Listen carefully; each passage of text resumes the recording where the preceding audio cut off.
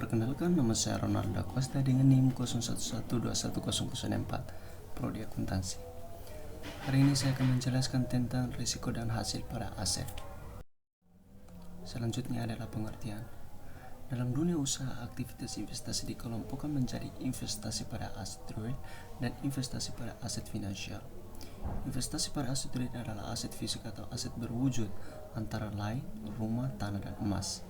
Nilai aset real cenderung meningkat dan tahun ke tahun, namun relatif tidak mudah untuk dicairkan pada saat dibutuhkan.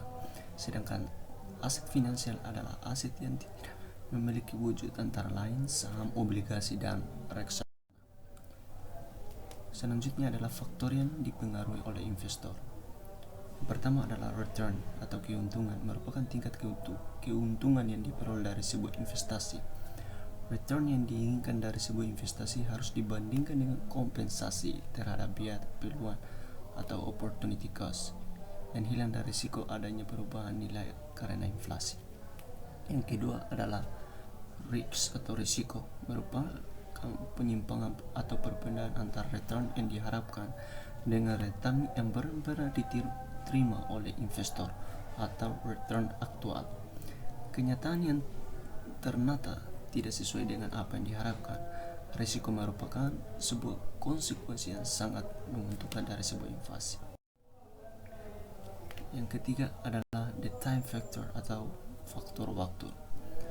Dalam berinvestasi sangat berpengaruh dalam menjalankan investasi. Ada beberapa alternatif jangka waktu dalam melakukan investasi, yaitu jangka pendek, menengah, atau jangka panjang. Jangka waktu investasi yang dipilih bisa berpengaruh pada perilaku investor terhadap kegiatan investasinya. Lama tidaknya investasi bisa mempengaruhi seberapa besar risiko investasi yang membayang. Selanjutnya adalah sumber return investasi.